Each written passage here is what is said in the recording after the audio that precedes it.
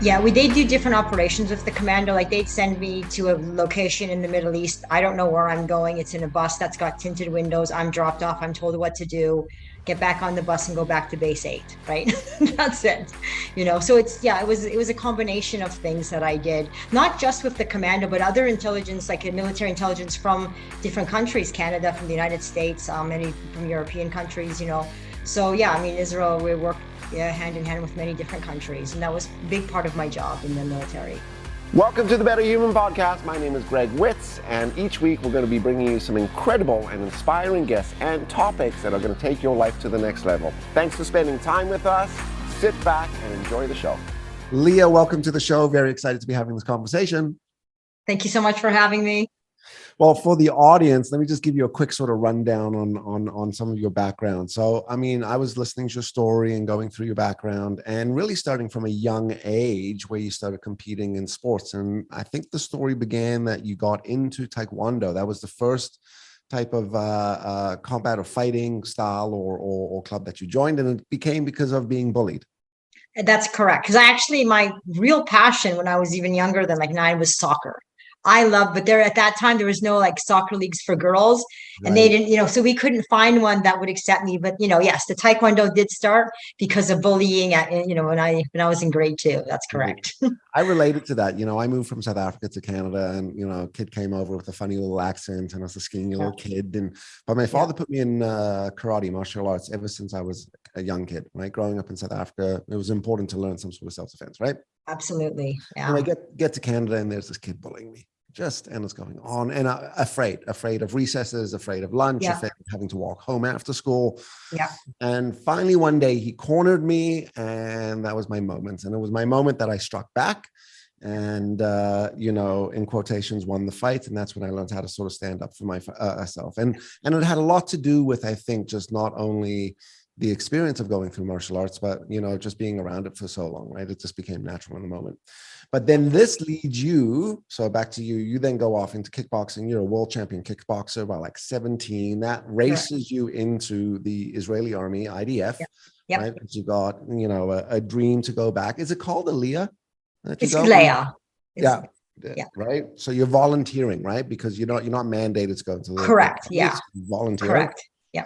They assess, everything about you, and they identify some special, unique little talents, and they move you into commando, special forces. Yes, exactly. Yep. Yeah. You've done Crazy, your homework. crazy. And you're not even 20 years old at this point, right? No, I'm not. No, I'm barely 19. Wow. Wow, wow, wow, wow.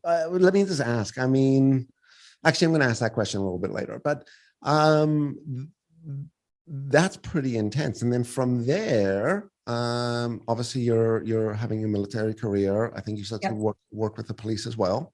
Correct. Yes. You're training the commando unit, Yes. Yes. right? That's right. Yeah. And training, physical training, hand-to-hand combat, mental. Yeah, they'd do different operations with the commando. Like they'd send me to a location in the Middle East. I don't know where I'm going. It's in a bus that's got tinted windows. I'm dropped off. I'm told what to do. Get back on the bus and go back to base 8. Right. That's it. So it was a combination of things that I did, not just with the commando, but other intelligence, like military intelligence from different countries, Canada, from the United States, many from European countries. So yeah, I mean, Israel, we worked, yeah, hand in hand with many different countries. And that was a big part of my job in the military. Man, what a foundation for success in life, that type of training. That's the theme that I picked up in listening to your story, which is your entire story is based on training, and staying consistent, right? Correct. And it's led you to a lot of success and foundation. Coincidentally, I was just having lunch with a couple guys yesterday. They're retired special forces from Canada. Yeah. They're still doing defense work in sort of the private sector. Mm-hmm. And these guys are killing it. And I said to them, I said, how much do you think your success today is based on the discipline and the training and Yeah. the consistency that you learned in the military? And I said, what's even interesting is like from a private sector standpoint, like hiring someone from that type of experience, it's like hiring a PhD, right? Yeah. Yeah. So wow. So now you're off, and this starts to lead you to racing, right? And that's sort of where you spend a lot of time now. You're a professional cyclist. Well, not quite yet. Like I was in base 8, which my unit was the Krav Maga unit, right? So I don't know if you've heard that term. That's a Hebrew term. Krav Maga means lethal hand combat. And every soldier must learn that form of self-defense, right? So that was my department. And from there, I was transferred to work with different units. So in that department, there was a lieutenant there who was a national champion in the sport of triathlon. And he saw that I was always training. Like when I wasn't training troops, I was training myself because we had to be incredibly fit all the time, right? And he saw that I commuted to the base on a piece of junk bike. So that's kind of how he asked me to go for a bike ride. And then that's kind of how the birth of the whole cycling business started. But it wasn't cycling, it was duathlons at the time when how I got into cycling.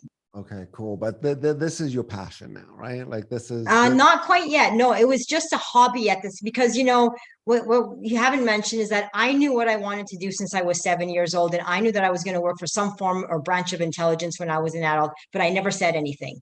Everything that happened prior to Israel just happened because it happened, right? It's part of life, right? Which led me to Taekwondo, kickboxing. But I knew when I graduated that I was going to end up in the Middle East. And I knew exactly what I wanted to do. So again, when I was introduced to the bike, it was just something that I loved to do on the side. I didn't realize later on that that was truly my passion and my calling. Okay, so we'll come back to that, but let me ask you, I mean, what drives you? I mean, how do you stay this intense and this focused? And I mean, what sits behind all of this? I think it's just when I want something, I'm willing to do anything to get it, right? I'll put my personal life on a shelf and I will go after it no matter what it takes, no matter what sacrifice it takes. And I just have a one-track mind in regards to that, right? And even with dips and failures and whatnot, I use that as a strength rather than a failure. And I think that's always been my motto, because it's never going to be easy to get to the places that you want to get to. And you have to be, ready for those downfalls. And I wasn't afraid of failure, So I think that was part of the reasons why I succeeded in a lot of the things that I done. Right. But you've also had to sacrifice along the way, right? Absolutely. But that, right? Like, I mean, you got to weigh things out, right? When you talk with kids and stuff, they want to have their friends and parties and good times. But I knew unique and special opportunities, they're once in a lifetime. Those parties, friends, good times, they're always going to be around. They're not going anywhere. So you got to take things in priority. And I didn't want to have regrets saying, oh, I had that opportunity and I missed it, right? So it's kind of how I led my life, is doing that. But I knew what I wanted to do, and I was absolutely determined to do anything that it would take to get there. What are your priorities now? Right now? Well, for one, I mean, I jumped back into racing, right? I mean, I'm not a spring chicken. I'm now 53 years old, right? So, I mean, I'm really enjoying now just going after records, racing. I have a documentary coming out, and I'm now on the speaking circuit. I'm with Speakers Canada, so that keeps me pretty busy right now, and I'm really loving it. Cool. And tell being a speaker is amazing because you get to share your story, but we also get to make an impact. So what's the kind of impact you're trying to make right now? Maybe, in your speaking career, what's the message you want people walking out of? I mean, I think the biggest thing for me, when I do presentations, because honestly, I never thought in a million years I'm not comfortable in front of large crowds. I never have been, right? And my first presentation, I swear to God, I thought it was going to be my first and my last, right? But I think what kept me going was people coming up to me after and just saying, there was something you said that I just needed to hear to help me get through a difficult time or bring clarity or reach my goals, and being responsible for helping others was something I had never felt doing anything else in my life. And I think that's what kept me going. It was, a bigger high than winning races, standing on podiums, whatever, breaking records. So that's what led me, is helping others, because sometimes hearing someone else's story is all you need to hear, that, maybe my situation isn't that bad.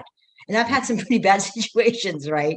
So that's kind of the motivation behind why I am speaking right now. Right. Can you tell us the story about your injury and right before the Olympics and what happened there? Well, there's lots of injuries. Which one are you talking about? Because I mean, I think it was, I think I noted that you were on your way to the 2004 Olympics. You were in a horrific accident, lots of broken. You ended up in the hospital for a couple of months. Once again, with the mindset of like, I'm going to get out of this. I'm going to heal. I'm going to race. I'm going to do. So what happened with that accident? Right. Well, there's two different accidents. Well, there like the 2005 accident was the mother of all crashes, based on Velo News, which is a huge cycling magazine. It was one of the worst crashes in the history of the sport, minus of course people who have died, right? But the accident you're referring to was the Olympics. I think it was in Greece or Beijing. I don't remember, but it was like 2 months prior, and I was at a race with Friedman, was another U.S. rider. And yeah, I mean, it was 2 months before. It was raining in it's called Tour de Tuna, Pennsylvania. Big potholes with water, you don't see it. So going down a descent, I ended up hitting one, and then I ended up snapping my hand, right? And I ended up just fracturing it. So I actually have a metal plate in it, and that. I mean, that was the end of the Olympics. But in all honesty, I mean, the Olympics is great, but that was never really on my radar to be an Olympian, because I'm not a 1 day racer. I'm a stage racer. The longer, the harder. That's what I thrive in. Those short, hilly, not so much hilly, but flat races is not where I shine. So it Right. wasn't, lots of tears after that, right? But I just made the team, and they said, go. So okay, I'll go, but I can't promise anything, right? But it was just an unfortunate incident that happened that I couldn't go. And I love listening to you because all I'm thinking about right now is like how many people waste their talent because they don't have the discipline and the perseverance to keep driving and keep going through. And that's a little bit of your story as well, which is like there's this natural talent, and in a lot of things you've excelled in a lot of areas, but the work and the training behind that was the thing that gave you the success. And more people need to, I think, hear that, right? Which is, talent isn't enough. It's what you do with it and how hard you push it, and how hard or how consistent you stay with that, right? Right. But I'm just going to add to that, I mean, I proved in the sport of pro racing that you don't need to be gifted to excel in anything you choose to do, because I didn't excel. It took me 8 years, right, to really get to the level I wanted to get to. But there's a gift all of us have. And I just call it the gift of work. Like, I had to work 3 times harder than my competitors if I wanted to be this, to race at that level. So that's what it takes sometimes. I mean, and it was like, when I was started racing, like on the pro circuit, like race like the Tour de France, I would go into these races, and I come in so last that I wouldn't even know where the finish line was. Everybody go. I see my car in an empty parking lot. I go, damn, this must be it. And it was humiliating. But I would never quit anything, right? I just kept at it, kept at it, kept at it. Then one day, just something triggered in my head saying that's it. This is it. And I know I excelled at the ages of 38. That's when I finally hit the peak of my career on the pro circuit. You think people have the whole conversation of instant gratification and quick expectations? Is that a problem in today's world? People I aren't think willing so. to stay the grind and do the work. Yeah, I mean, I think so. I mean, I think too is like people are afraid to come out of their comfort zone, right? Or like you said, when we talk about failure, I mean, when you really listen to people who've succeeded, you only hear the good stuff, right? You don't hear about the crap they've gone through to get there, right? Or how many times they fail, right? So if you don't have the ability to fail, then your possibility of achieving anything will possibly be zero, right? So that's, I think, the thing. But like you said, they want the quick, like the quick fix for if you have a pain or an ache or whatever, take a pill and I'm all good. But it doesn't solve the problem. You're just Right. masking it, right? So I think that's kind of the philosophy behind going after things, especially when it's difficult, right? But it makes you that much stronger. Like once you hit something that it was really difficult to get to, everything else seems easy, right? Because those people who keep throwing the white towel in, right? It's easy to do that. Okay, next, right? But patterns are often repeated. You know what I mean? So you got to come out of that cycle or that rut and just go after it. And so what if people laugh at you? So what if you fail? Eventually you will make it. It's a determination though, right? Right. That gets you there. Right. Is there a way to fail? Because you hear that a lot, which is like, failing is part of the process, and let's fail forward, and, let's learn from the failure and let's get up. And, I think that all makes sense. But, what do you think? What do you think we should do when we fail? Are there questions we should ask? Like, what allows us to grow from that failure? Well, I mean, it's for one is not using it as a negative, right? Like you learn from mistakes when you do fail. Like, what did I do wrong? And you know what? It's actually a learning process. Well, shit, I won't do that again, right? You know what I mean? Right. It's like when you break a bone, it heals even stronger, right? It's that callus. It makes you that much tougher when you pass that obstacle, right? And a lot of times we don't expect, there's a possibility. I'm not saying don't expect it, but be prepared for it. And what are you going to do about it? And don't let it take you down. And that's the biggest thing, when you just go, give the towel, you throw in the white towel, like, just can't do it. And you shake your head and whatever. Next thing, life is a big failure sometimes, right? You go through it. That's part of life. That's part of succeeding. And you have to be prepared for it. Right. There's a really cool book called The Dip by Seth Godin. Have you ever heard of it? I have not. No. Okay, so it's a super easy read. Seth Godin books, well, those particular books were really written in like a quick way. You could digest the content super easy. And it was marketing focused, right? Okay. And it says this, it's an illustration of a line with a dip and then a hill. And it says, as you go through life, you are going to hit the dip. Yeah. Right? And if you quit in the dip, you are only going to simply reset and go back and fall in the dip again. Exactly. Now, if you push through the dip, yeah. and then you decide to quit, but you quit because you're on your hill upwards, that's the difference between strategically quitting or quitting because it's tough. Exactly. Exactly. Exactly. I always say, when you hit rock bottom, if you don't mentally get yourself out of there, you will always be there no matter what. Right. So I completely agree. And that's a great analogy about, failing and succeeding. Right. And I don't think people appreciate the dip enough as well. Right. Exactly. There's lessons in that. Absolutely. Well, it's a silly question, but like, have you learned to be mentally tough? Actually, there's no such thing as silly questions. Have you learned to be mentally tough, or that's just something that you've always been? I mean, I think you do get tougher as you fail in multiple latitudes of whatever you're doing in life, right? As you get older, because when you're younger, I think failing hurts a lot more because it's a foreign thing to you, right? But absolutely, I mean, I think it's something that it's like lifting weights or training for a marathon or whatnot. You learn how to maneuver it and how to navigate it better, right? So, and again, I'm not afraid of it. Even at this age, of the things I'm going to do, I mean, I'm expecting to possibly a lot of things, but hey, I've gone through crap before that was way worse. No way, there's no excuse not to go through it again. And I know how to do it. Right. There's that wonderful saying, if it doesn't kill you, it makes you stronger. Exactly. Exactly. Yeah. Right. For me, I'm really trying to raise mentally tough kids. Hey, so sorry to interrupt, and thank you for listening. I hope you're enjoying the show. If you like today's episode and you want to learn more about some of our programs, like the Better Leader program that can change your life, go ahead and click the link below. I want my kids to go out in this world and be strong. I want them to be critical thinkers, and I want them to be mentally tough, and I want them to work hard. And my daughter the other day, what we do? Oh, we went to this little bike track, right? A little BMX bike track. Yeah.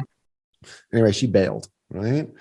And she scuffed her knee and she was a little crying. Anyway, she settled down. I was just hanging out with her for a little bit. And all of a sudden she picks up her helmet and she puts it back on and she gets back on the bike. And I was like, yes. I was like, amazing, right? Nice. And she didn't ride a lot. Like, she gave it another round and was like, F this, I'm done. But I was so happy that like it literally, you got back on the bike. Yes, absolutely. Right? That's great. Exactly.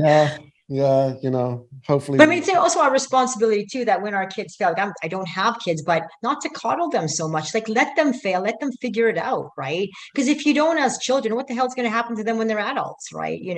Like you said, your daughter, she fell off her bike or whatever. A lot of parents would, oh my God, are you okay? Whatever, and this and like it was a big crazy, strategy.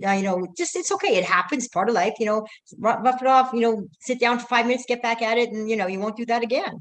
Right. So that's just how you got to navigate life. It's exactly what they do in their childhood. Right. I think this is a lost lesson. I was going to say lost art, but it's a lost lesson for some of the younger generations today. Yes. Right. Yeah. I think so. Yeah. I must admit, I'm a little worried, and I shouldn't say worried. I'm aware of that this is a lost lesson. It's nerve-wracking to see, in quotations, how mentally weak some people are, right? Yeah. I see it in my family with certain family members. I'm just like, I need you to toughen up already, right? Yeah.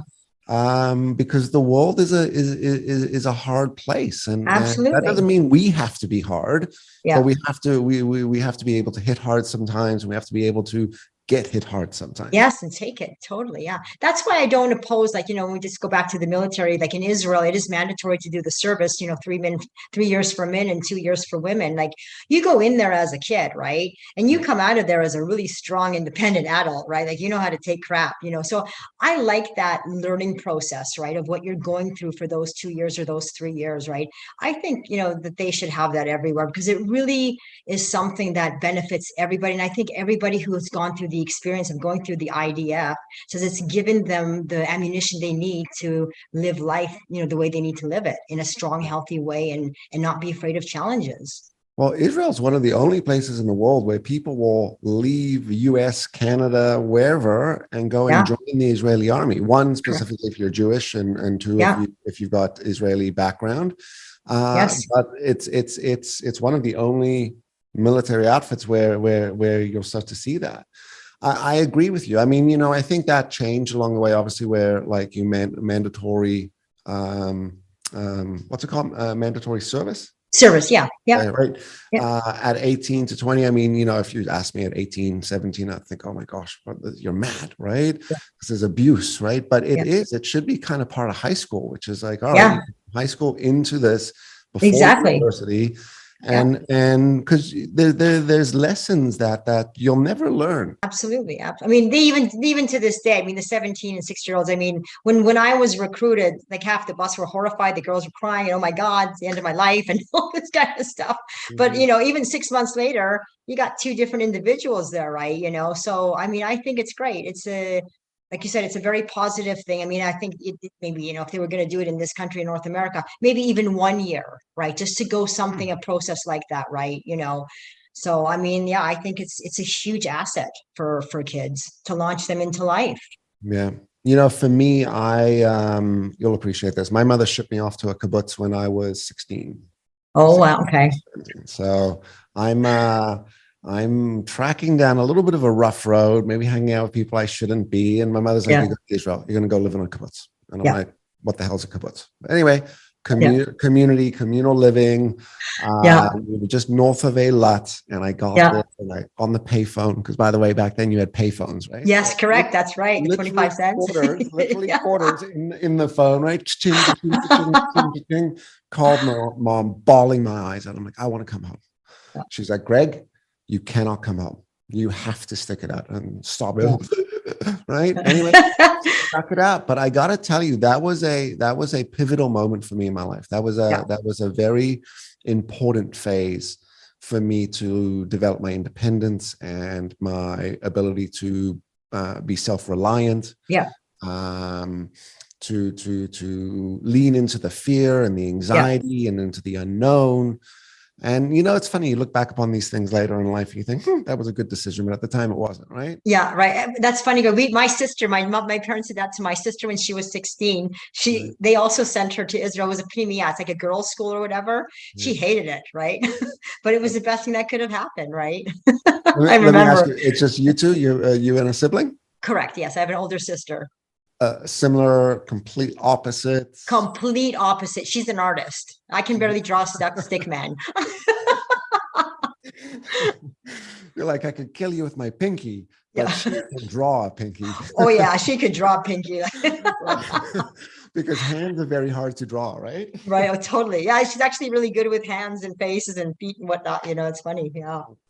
Just to go back a little bit, when you were in the IDF, you and the police, you had very little connection and relationship with your family at that point. There was distance, correct? Absolutely. Yeah. I mean, I wasn't really allowed to have friends or whatever. It was very isolating, right? Just because of the nature of the job, but they would let me go home like every 2 years. But I didn't, I just think it was just easier to stay focused that way. And this way it prevents you from missing whatever, things like that, if you know what I'm talking about. Right. And my parents understood what I was going through. But it was a very isolating period of time just because of the nature of the work. Yeah.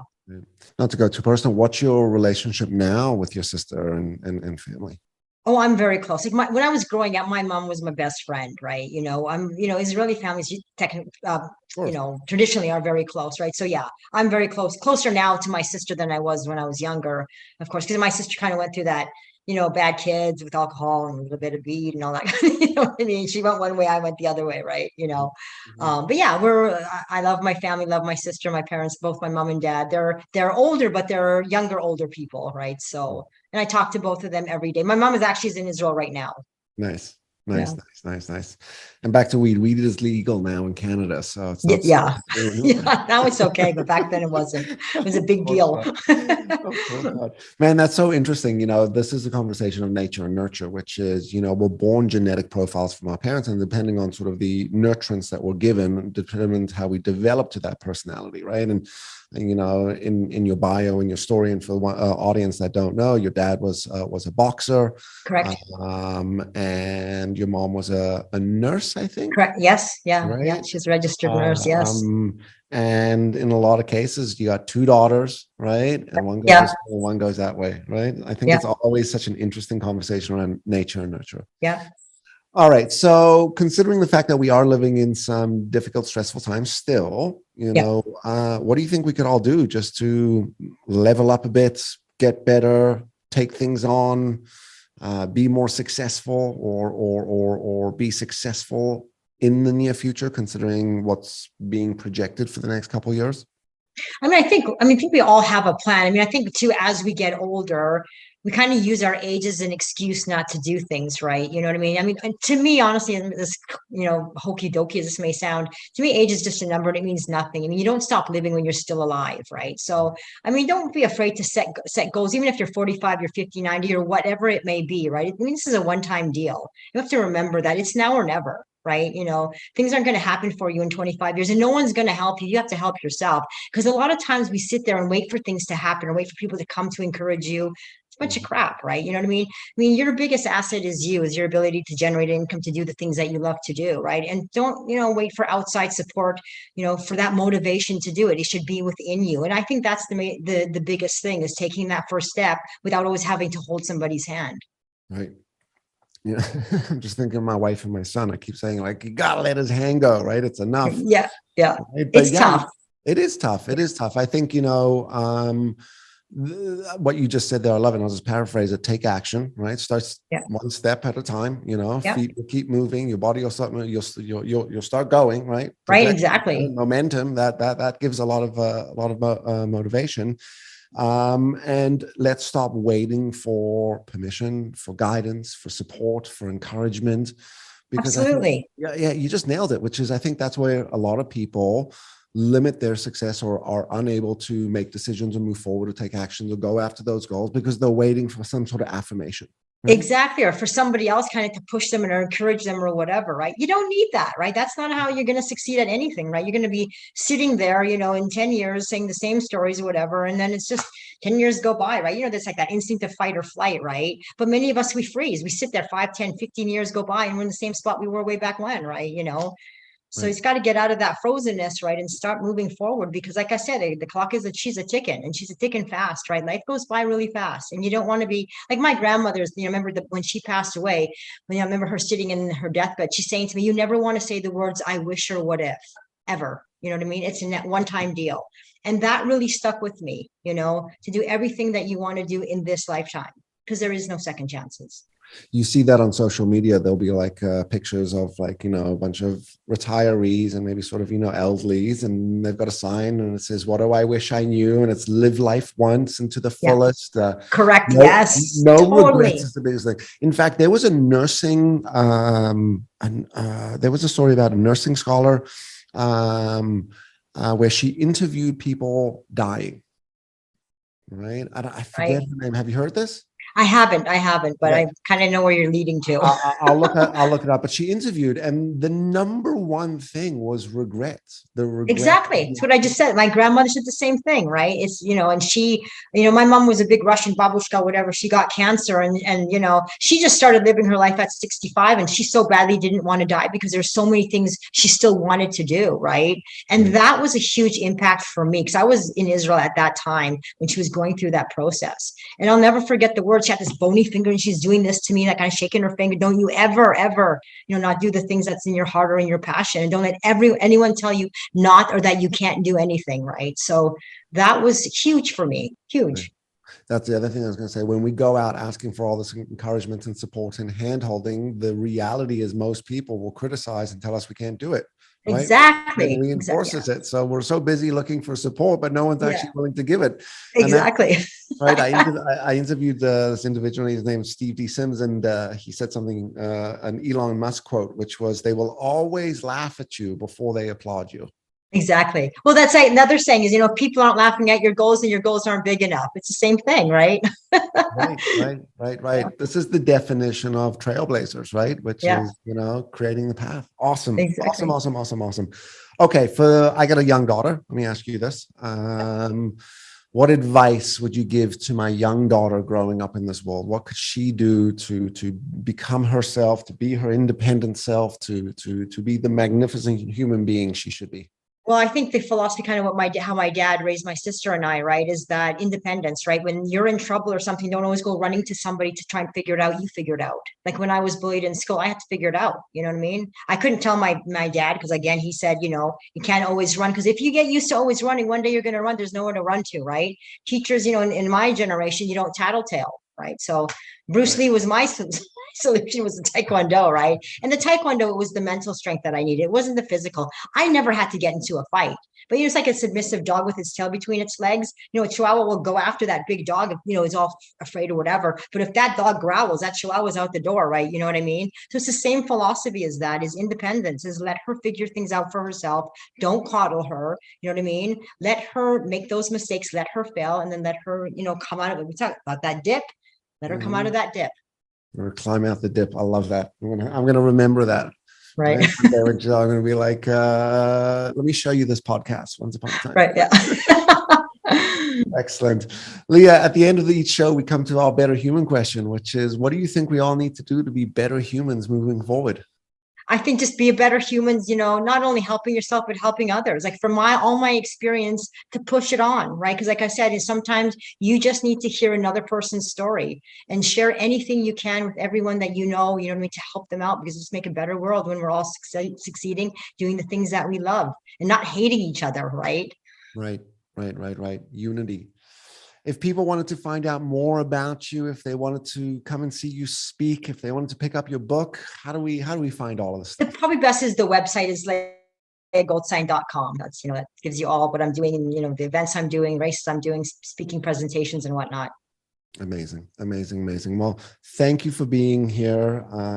Your story is an incredible story. Thank you. And it's still not over, right? I Not can't wait for the next chapter, right? Yeah, right. It's just the beginning. Totally. Yeah. Well, Greg, thank you so much for having me. It was a real pleasure. It is a real pleasure. And to the audience, if you like today's episode, don't forget to like, don't forget to subscribe, and don't forget to share. And we are going to get all of your handles and information in the footnotes of the show. Once again, you're an amazing human being and the definition of what we're trying to achieve, which is being a better human. Thank you so much. Thank you. Appreciate that. Hey, thanks for listening today. And if you enjoyed today's episode, you're going to love the next one.